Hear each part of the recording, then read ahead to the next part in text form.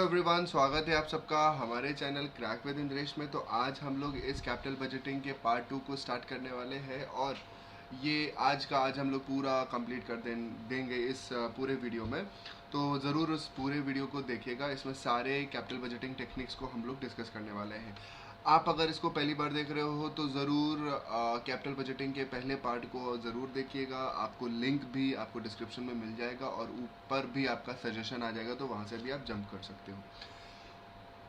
तो आगे बढ़ने से पहले ज़रूर आपसे रिक्वेस्ट करूँगा कि क्रैक विद इंद्रेश चैनल को आप लोग ज़रूर सब्सक्राइब कर लीजिए। बहुत कम सब्सक्रिप्शन हो रहा है और बेल नोटिफिकेशन भी ज़रूर प्रेस कर दीजिए, जैसे हमारे पास जैसे भी वीडियो आता है उसको ज़रूर आप सबसे पहले देख पाइए। और शेयर ज़रूर करिए ज़्यादा से ज़्यादा लोगों को, और लाइक और कमेंट ज़रूर करके बताइए कि और क्या चीज़ें चाहिए, आपको सजेशंस दे सकते हो और कैसा लगा बता सकते हो।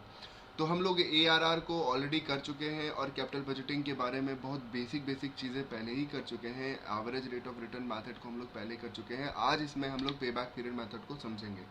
पे बैक जैसे नाम समझ में आ रहा है कि आज अगर हम कोई चीज़ इन्वेस्ट कर रहे हैं तो हमको फ्यूचर में जाके कितने समय बाद आएगा, because it is a period.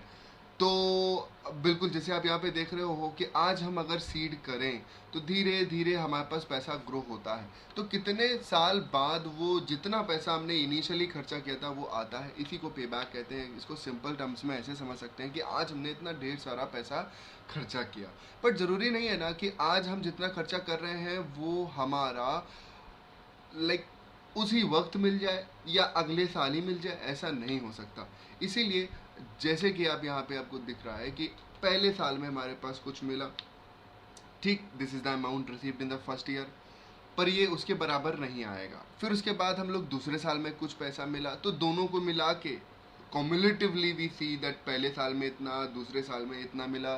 फिर तीसरे साल में आपको कुछ ना कुछ पैसा मिल रहा होगा, या चौथे साल में मिल रहा होगा, पांचवें साल में मिल रहा होगा। इतना सारा आपको पैसा मिलता चला जाता है। अब जिस साल में कॉम्युलेटिवली जब आपको फॉर एग्जाम्पल यहाँ पे मैंने कहा है कि तीसरे साल में आपको जितना एक पहले दूसरे तीसरे साल में मिला के जितना पैसा मिला वो एग्जैक्टली हमारा बराबर है जितना हमने इनिशियल खर्चा किया।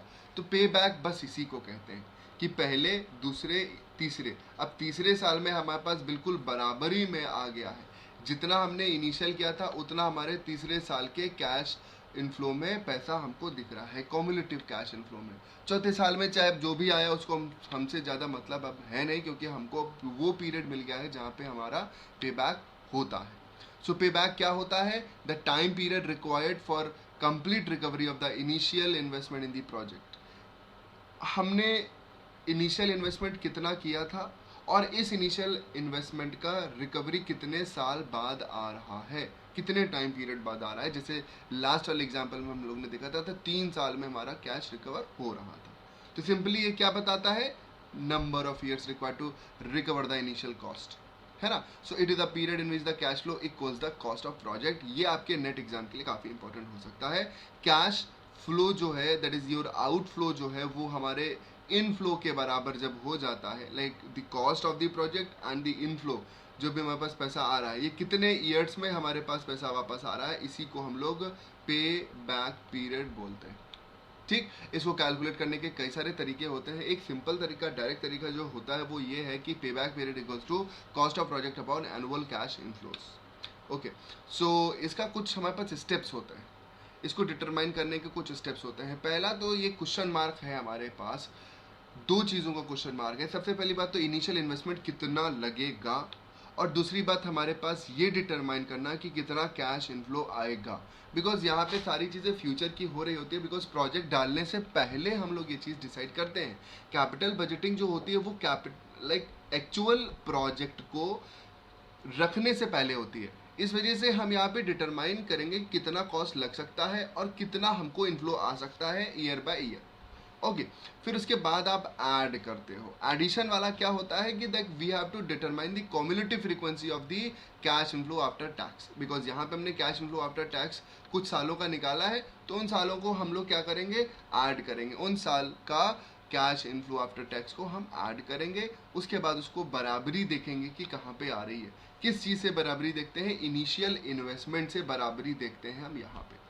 ठीक, तो we determine the year in which the cash inflow after tax exceed the initial cost, मतलब उससे बराबर। मान लो चौथे साल में, अब हमने इनिशियली 10,000 रुपये खर्चा किए थे, चौथे साल में हमारे पास 10,000 एग्जैक्टली आ रहे हैं, पाँचवें साल में जाओगे तो 11,000 हो रहे हैं। भाई इनिशियल इन्वेस्टमेंट 10 था तो चौथे में हमारे पास आ रहा है, तो वो साल, जिस साल में वो एक्सीड कर जाएगा, अब चौथे साल के बाद वो एक्सीड कर जाएगा, वही साल हमारा क्या हो जाता है? पे बैक पीरियड हो जाता है।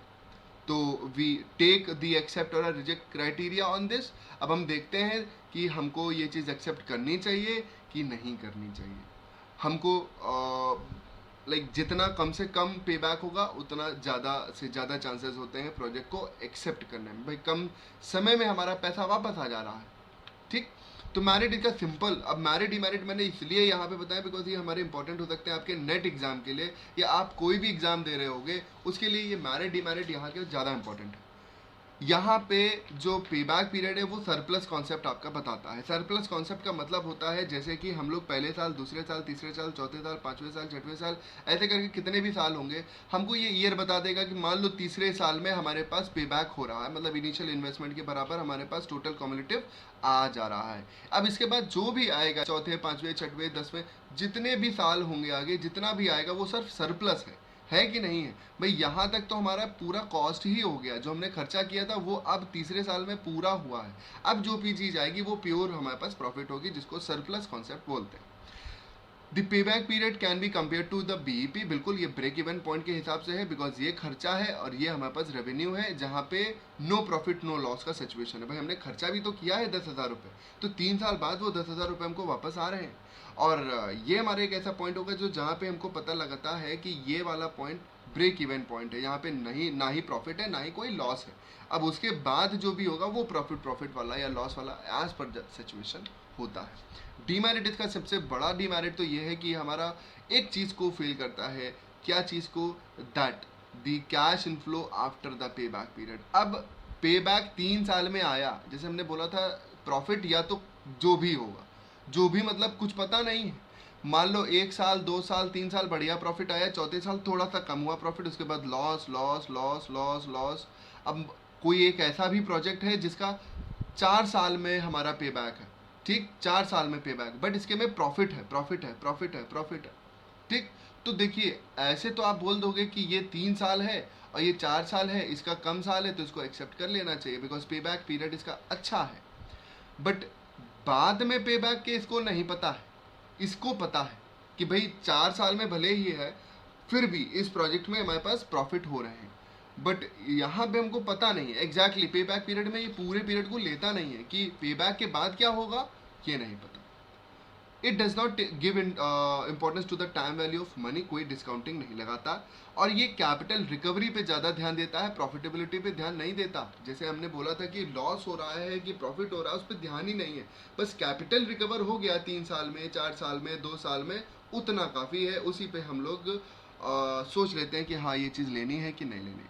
This method will prove inadequacy, जहाँ पे 2 प्रोजेक्ट हमारे पास होते हैं, जहाँ पे कैश इनफ्लो अनइवन होते हैं। अनइवन मतलब कभी 2,000, कभी 5,000, कभी 3,000। इवन क्या होता है? 2,000 2,000 2,000 2,000, हर साल में 2-2 हज़ार रुपये आ रहा है। अनइवन क्या होता है? कभी 2, कभी 5, कभी 6, कभी 10, कभी 2, कभी 1, ऐसे करके। ठीक, इसके अदर फॉर्मूला जैसे मैंने बोले थे होते हैं, जैसे कि pay back equals to initial cost upon CFAT, या pay back equals to year before full recovery plus unreceivable amount upon cash flow during year. Simple सी बात, यही 2 हमारे पास फॉर्मूले होते हैं।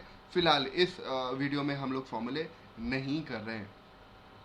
ठीक, अब हम आगे बढ़ जाएं अगर, तो डिस्काउंटेड पे बैक पीरियड के बारे में मैं बात बताऊंगा। डिस्काउंटेड पे बैक पीरियड क्या होता है? जैसे अभी हम लोगों ने डीमेरिट में देखा था कि टाइम वैल्यू को कंसीडर नहीं करता, तो जहाँ पे टाइम वैल्यू को कंसीडर कर लिया जाता है, हम कैश फ्लो को डिस्काउंट करते हैं, उसके बाद पता लगाते हैं कि हमारे पास पे बैक कितना है, कौन से साल में इनिशियल और हमारा cumulative frequency of cash flow बराबर आ रहा है। अब ये क्यूमुलेटिव जो होती है या ये कैश फ्लो होते हैं, ये डिस्काउंटेड कैश फ्लो होते हैं। सिंपल सी बात है, हमने यहाँ पे कैश फ्लो लिखे थे और सिंपल हमने ऐड करके बताया था इससे पहले वाले में। डिस्काउंटिंग में इन कैश फ्लो को पहले डिस्काउंट किया जाएगा, उसके बाद हम देखेंगे जोड़ के कि कौन से साल में आ रहा। ऐसा हो सकता है कि पिछले वाले में 3 साल बता रहा हो, डिस्काउंटेड वाले में 3.5 साल 4 साल ऐसा बता रहा हो। बस यही हमारे पास डिस्काउंटेड कैश पे बैक पीरियड होता है। ओके, अब हमारे पास आता है नेक्स्ट टॉपिक जो कि होता है net present value method. But आज मैं इस मेथड को नहीं करवाने वाला, बिकॉज ये ऑलरेडी वीडियो आप लोगों को थोड़ा सा लंबा लगने लग रहा होगा। तो हम इसको बस, आज ये आ रहा है, अब नेक्स्ट तुरंत जो भी आएगा नेक्स्ट डे हमारे पास एक और वीडियो आ जाएगा जो कि होगा net present value method, IRR और PI। वहाँ पे मैं पूरा ये चीज़ फिनिश कर देने वाला हूँ। So thank you everyone and do like and subscribe this particular channel। और आप मेरे अनअकैडमी को भी मेरे को फॉलो कर सकते हो, वहाँ पे इंद्रेश001 का कोड यूज़ कर सकते हो for getting the 10% discount on the plus subscriptions. इसके बारे में ज़्यादा जानकारी आप लोगों को डिस्क्रिप्शन में दे दी गई है। So thank you everyone, good bye, take care, और जल्दी मैं नेक्स्ट वीडियो में आ रहा हूँ।